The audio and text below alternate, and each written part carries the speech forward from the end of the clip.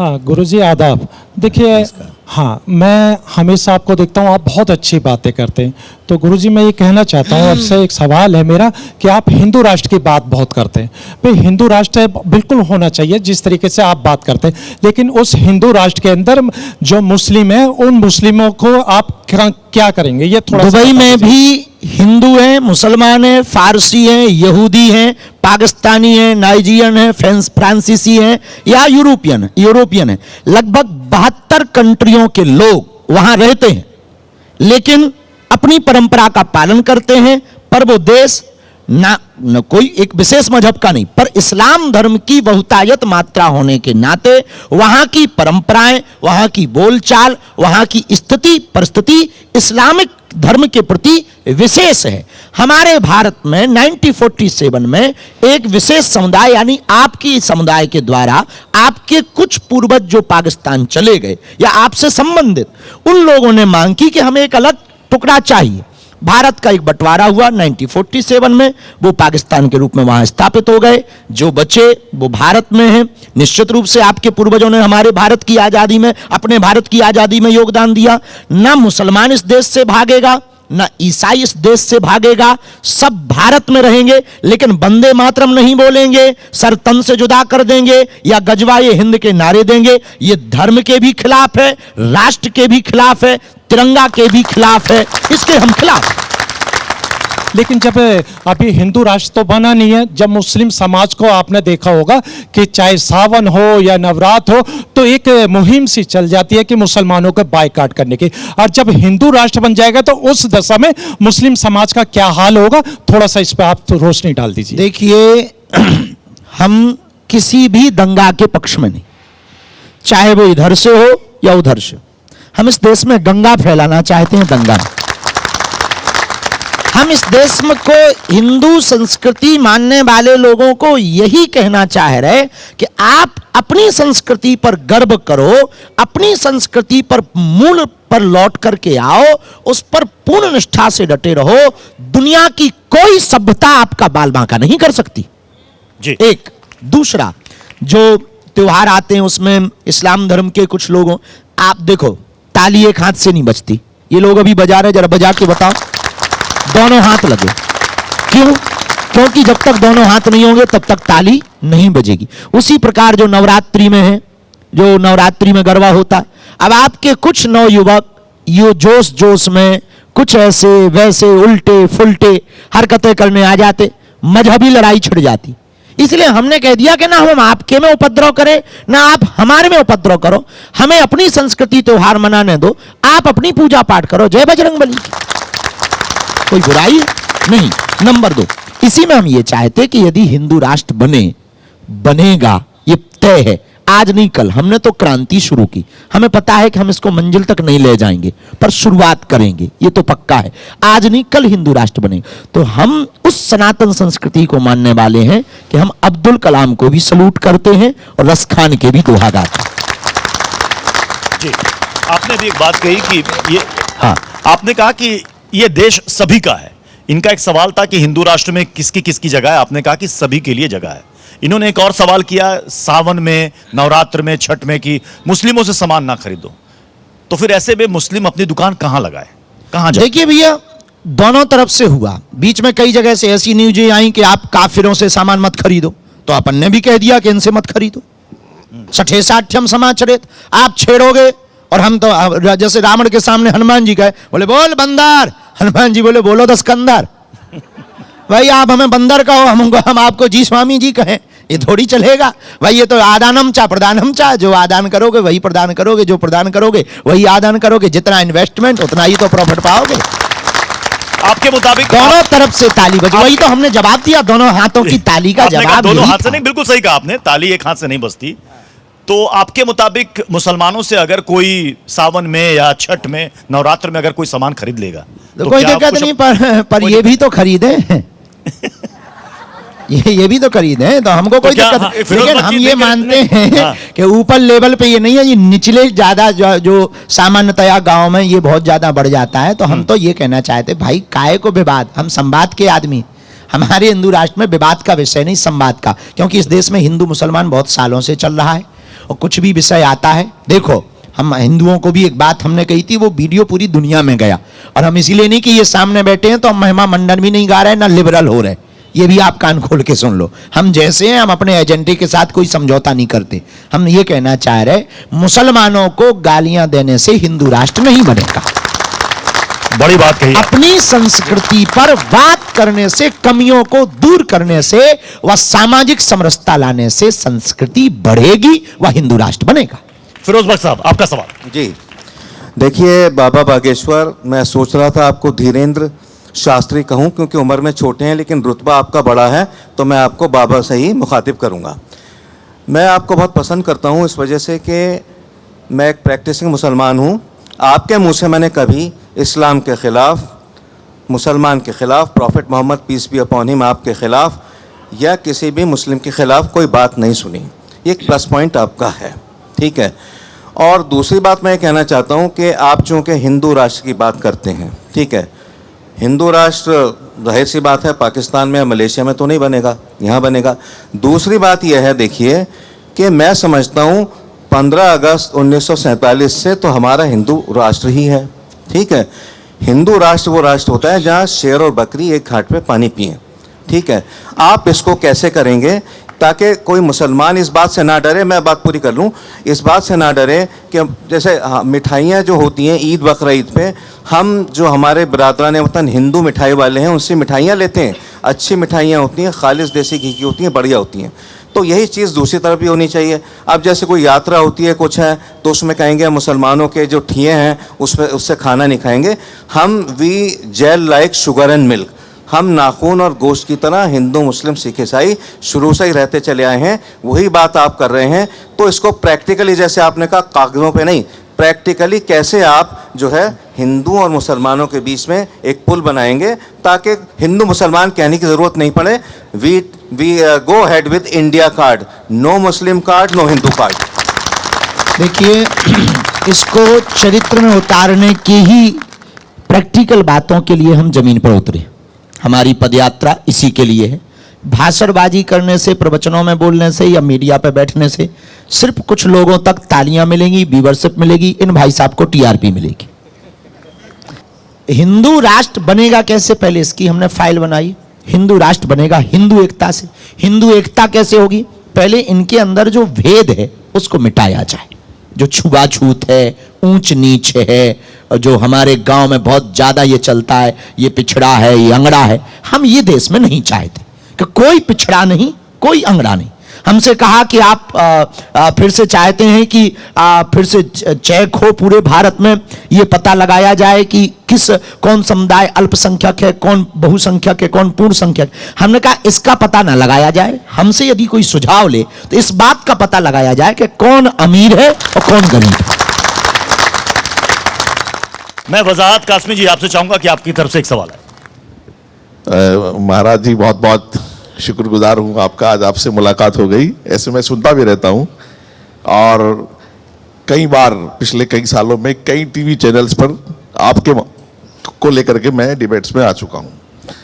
बहुत तारीखी, बहुत ऐतिहासिक काम है और हम आपके, मैं एक इस्लामिक स्कॉलर होने के नाते मैं कहूँगा कि मैं शुक्रगुजार हूँ कि आपने देश के मुसलमानों को भी, जबकि हमारे कुछ लोग इस तरह की कोशिश कर रहे हैं वो अच्छी नहीं है, लेकिन आपका दिल बड़ा है।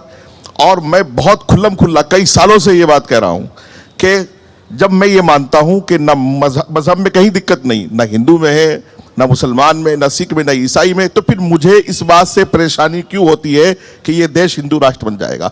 हम तो चाहते हैं, चूंकि हमें पता है कि सनातन में कितनी मोहब्बत है, कितना प्यार है, कितना सम्मान है। जिस दिन देश हिंदू राष्ट्र बनेगा उस दिन वाकईतन, जैसे फिरोज बख्श साहब ने कहा कि शेर और बकरी एक ही घाट पर पानी पिएंगे, कि देश को इस वक्त सबसे ज्यादा जरूरत है। क्रिकेट कोई मजहब का नहीं हो सकता, क्रिकेट तो देश का है। क्रिकेट तो एक खेल है और खेल एक का नहीं होता, खेल तो सबका होता है। तो क्रिकेट कभी भी, क्रिकेट का आप कलर नहीं कर सकते। 2-3 विषय ऐसे हैं, एक गायक, भजन गायक, शायरी गायक, ये कोई मजहब। हम रस खान के दोहे क्यों गाते हैं?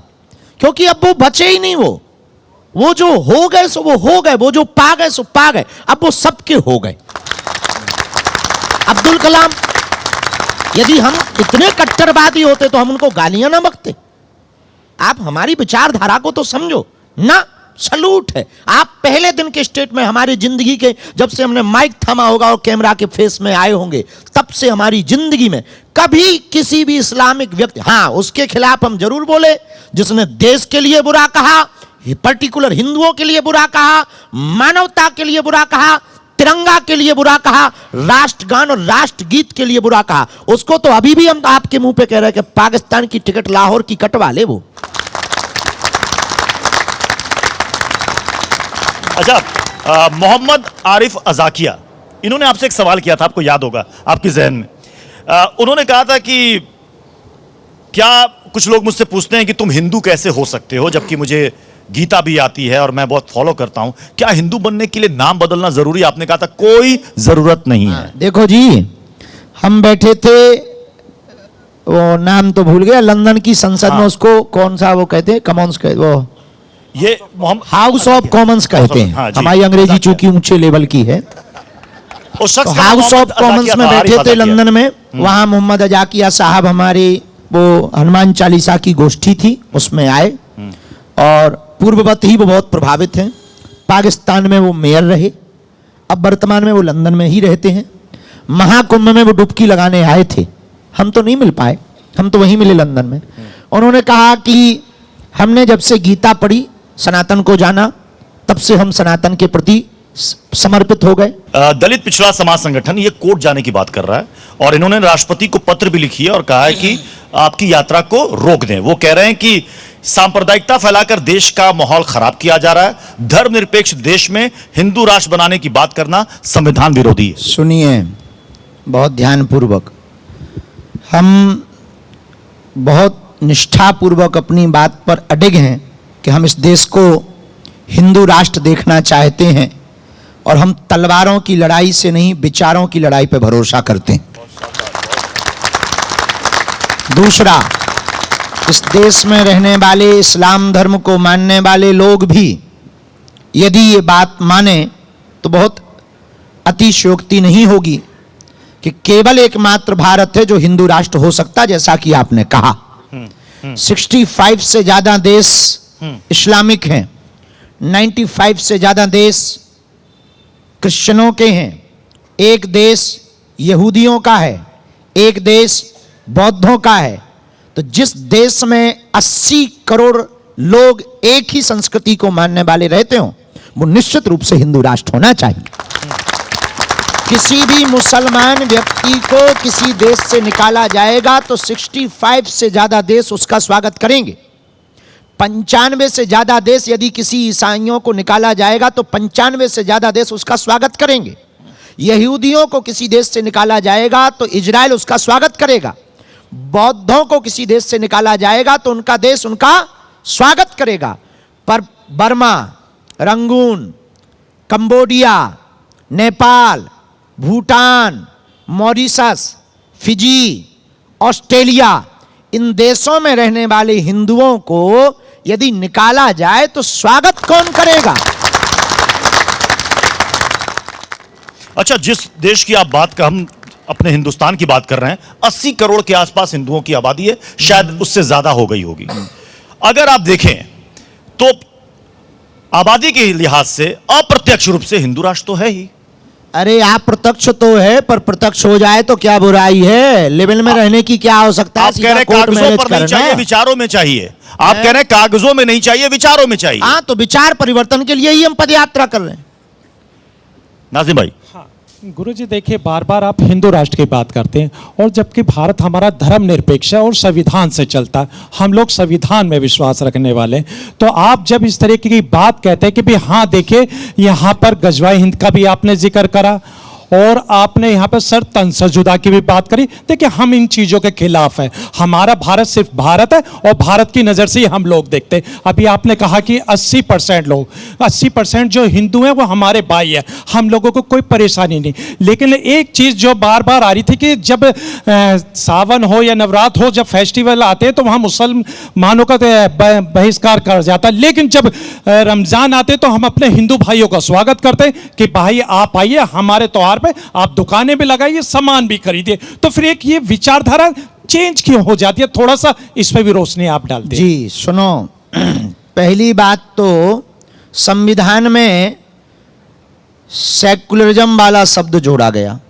दूसरी बात, धर्मनिरपेक्षता का अर्थ बहुत लोगों ने ये लिया कि कोई धर्म नहीं, पर सिद्धांत वर्ल्ड वाइड लेवल का एक लॉ कहता है कि जिस देश में जिसकी बहुसंख्या हो वो भी एक धर्म है, वो भी एक मान्यता। भाई यहां पर सबसे ज्यादा जिसके समर्थक होंगे उसी के तो जय जयकारे लगेंगे, हाँ जी या ना जी। तो उसी हिसाब से भारत में 80% लोग रहते हैं, तो हम हिंदू राष्ट्र चाहते हैं, लेकिन हिंदू राष्ट्र में हम मुसलमानों को न मारना चाहते न भगाना चाहते, ये बात तो तय है। रामभद्राचार्य जी ने कहा कि 470 सीटों पर हिंदू सांसद जब चुनकर आएगा तो हिंदू राष्ट्र बन जाएगा। तो क्या बाबा बागेश्वर की ये यात्रा 470 सीटों वाली यात्रा है क्या? हम किसी राजनीति या राजनेता के न समर्थक हैं न विरोधी हैं। हमारी यात्राएं न राजनीति के सपोर्ट में है न विरोध में है। पार्टी में हिंदू है, हम उस पार्टी के हैं। किस किस पार्टी में हिंदू हैं? अब ये आप बताएंगे, हमें नहीं है। ये तो आप बताएंगे ना, आप इसके अच्छे जानकार हैं। अरे इतने जानकार होते तो अभी तक हम पार्टी ना बना रहे होते। आप इसके अच्छे जानकार हैं ना, आपको पता होगा कि कौन कौन असली हिंदू है, कौन कौन नकली हिंदू है। मानस और गीता वाले हैं, जिया राम में अभी सब योगी जग जाने। आदित्यनाथ जी का, चूंकि अभी हिंदुओं की चर्चा हुई या राजनीतिक पार्टियों को हुई, योगी आदित्यनाथ ने कहा कि अखिलेश यादव और समाजवादी पार्टी पर ये रामद्रोही हैं, ये कृष्ण द्रोही हैं, हम ये राजनेताओं सनातन द्रोही हैं। हम राजनेताओं पे नहीं बोलते हैं, वो उनका मामला है, हमारा कोई मामला नहीं। आपकी नजर में अखिलेश यादव क्या है, हिंदू है नहीं है? जी अखिलेश यादव क्या है? हमें क्या लेना देना, वो अपने आप में वो बताएंगे, हम थोड़ी बताएंगे। हमारे आपकी- प्रमाण क्या, हमारे यानी प्रमाण पत्र आपकी देने, नजर में वो यदि हिंदू हमारे है? प्रमाण पत्र देने से वो हिंदू बनते हैं तो हम इन्हें पहले दे देंगे। और बताओ, आप प्रमाण पत्र नहीं दे रहे हैं, पूछना भी तो प्रमाण पत्र है। आप प्रमाण पत्र नहीं दे रहे। मैंने आपसे पूछ रहा हूं, मैंने कहा कि चूंकि योगी आदित्यनाथ जी ने कहा कि भाई ये कृष्ण द्रोही, राम द्रोही, देखिए, हम सनातन किसी विरोधी। राजनीति या राजनेता पर बोलते ही नहीं। बिहार यात्रा पर कब गए थे आखिरी बार? 4-5 महीना हो गया जब आप लोग आरोप लगाने लगे थे कि हम किसी पार्टी का प्रचार करने जा रहे हैं, सो हमने बंद कर दिया। शायद मेरे ख्याल से 6 या 7 महीने पहले आप वहां पर आओ, गए थे। 5 महीना हो गया। और आपने उस वक्त कहा था कि मेरे बिहार आने पर कुछ लोगों के पेट में दर्द हो रहा है, मुझे मेरी इस कथा को रोकने की कोशिश की जा रही है। तो आपने ये भी कहा था जितनी बार रोकोगे उतनी बार मैं आऊंगा ही नहीं, मठ भी बनाऊंगा और मकान भी बनाऊंगा। क्या बिहार दिक्कत में। है? क्या भारत का कौन आदमी रोक रहा था? भारत का आदमी भारत नहीं जा सकता? बिल्कुल जा सकता, कहीं भी जा बस सकता तो है। हम भी तो भारत वाले हैं, क्या हम बांग्लादेशी हैं का? नहीं तो आपको इसीलिए कौन हमने रोक रहा कहा था? था कि हम जाएंगे। बिहार में किसके पेट में दर्द हो रहा है? अरे भाई, हमें नहीं पता, वहीं पर न्यूज चल रही थी कि बाबा को नहीं आने देंगे, न बाबा को नहीं घुसने देंगे, बाबा ऐसा करता वैसा करता। तो हमने कह दिया ऐसे कैसे नहीं घुसने देंगे, का तुम्हारा भारत है। अपने भी पूर्वजों ने संविधान स्वीकार किया अच्छा, है। कई विपक्ष के नेताओं ने कहा कि बाबा जी तो बीजेपी के एजेंडे पर चलते हैं। पप्पू यादव बहुत हमलावर थे आप पर।